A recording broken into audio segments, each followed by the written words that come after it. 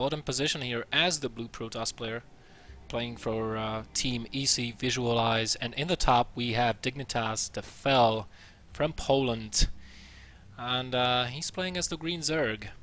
Now he is one game down. This is a best of 5. It's a round of 8 of the SC2 Improved Winter League, and these guys are actually trying to fight through the bracket to have a chance of being paid out. What prizes is exactly, Wordy? First place gets 200 euros, second place takes home 80 euros, and third place takes home 30 euros. Nice. So it's a long way to go still, though. I mean, but I think, you know, if you get through today, then half the battle's done, because if you get through today, you move on to finals day, where we're going to have the semi-finals, third place match, and finals all in one night. And you know, if we get to that stage, once you're there, you know, you've got 2 opportunities at money. Obviously, if you win your first series, the semi-finals, you're guaranteed 80 euros. If you win your second, if you don't win your first series, you've got a second series, so you can at least maybe grab yourself 30 euros. So, you know, it's a nice little, you know, a couple nice little chances. And obviously, it is just a single elimination bracket, but, you know, you can kind of view it as a second chance once you get to that semi-finals to bag some money, basically. Yep. That is true. By the way, a very interesting position on the pool by Tefel. Maybe he wants to use it for spotting in the lower right portion of his base, because otherwise I cannot think of a reason why you would build a pool in such an awkward spot. It's kind of weird, because, you know, against a Terran player, this would be really bad, because, you know, drops come in and pick up the pool so easy. Against a Pros player, you know, the same effect kind of works with Warp Prism. But at the same time, you know, Warp Prisms work very differently. Generally, they do just drop on the edge, and then they won't... You know, it's much easier, I think, for Zealots to... The way you deal with Warp Prism drops... Yeah, I think it's definitely for the vision. I mean, right now, a Warp Prism cannot park here in this corner and just start warping and stuff. And you know, Tefel is a very good player. He always has his eye on the minimap, so probably just for vision. And to be fair, like in ZVP as well, it's very unlikely that you are gonna, at least unless he just decides to play a Zergling heavy style, which you know Tefel never does. If you lose your pool, it's not the end of the world, because you can very quickly rebuild the pool. So, you know, if he does lose it later in the game, as long as he's playing Roach Hydra, it's not going to matter, you know, so much as it would in like TVZ. So.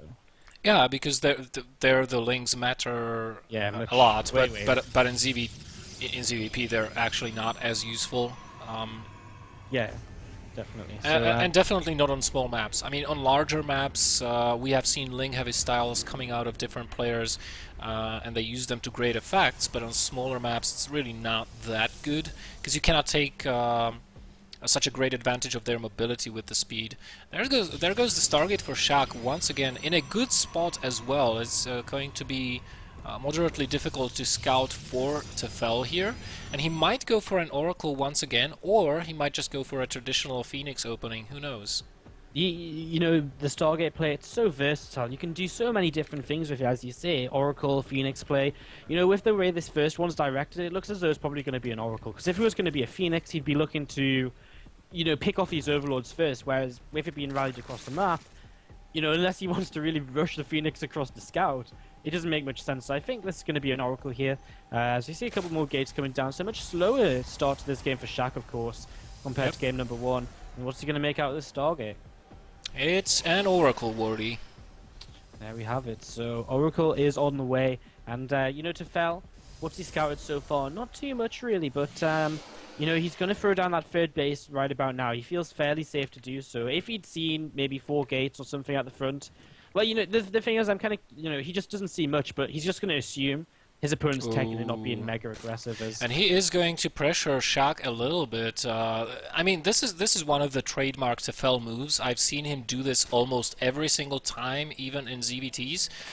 Always, when he gets, if he decides to get speed, he always starts producing Zerglings like just before the speed finishes, and he goes for a pressure and tries to bait out as many force fields as possible. Photon overcharges. He's lucky, he might sneak a couple of Zerglings inside, and then he just goes back to droning immediately. Yeah, I mean, look at this. He's actually forced 2 Zealots and 1 more Sentry out of Sjaak, and you know, that Sentry, it will be useful. At the same time, actually, Oracle killing the Queen in the main base. He's going to start getting some drone kills, and you know, Tefel was not prepared for this at all, so already a 6-kill Oracle is going to fly into the natural now, where the Queen isn't, because the Queen is come up to the main to defend, and oh my god, Tefel! Terrible, terrible damage, Wardy. Terrible damage. Oracle runs out of energy, so it wasn't quite as epic, but you know, apart from losing the drones there, I like what Tefel's doing. You know, that little attack, it forced a sentry. Sjaak maybe didn't want to build just yet. It forced a couple of zealots, which, you know, they are useless. He doesn't want to build them. He wants minerals to spend on probes, forges, you know, maybe a cannon or something. You know, building the zealots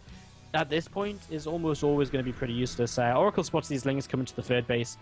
Nothing there to really be done by them, though. As there's a Phoenix out as well, just hunting down Overlords. So just one Oracle, one Phoenix out the Stargate, and very quickly switching into Robo Facility. Do you reckon this could be a switch into an Immortal then? I don't know. I mean, if it is, it will come a little... it could be, but it would come a little bit later.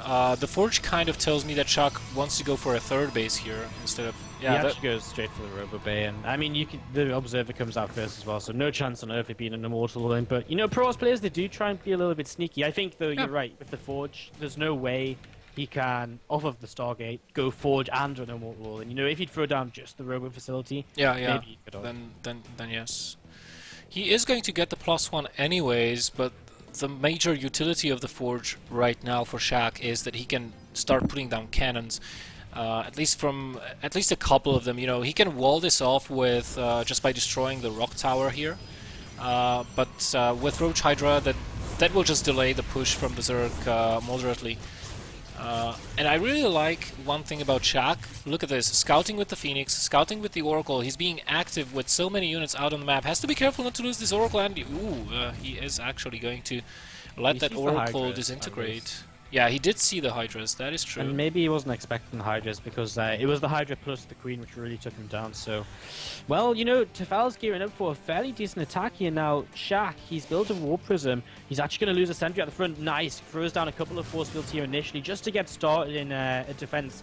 Better than just losing the sentry for nothing at least. And, well, now these lings are a little bit trapped. A few of them will go down here. Roach Hydra army trying to take down these rocks and taking down some lings and pylons.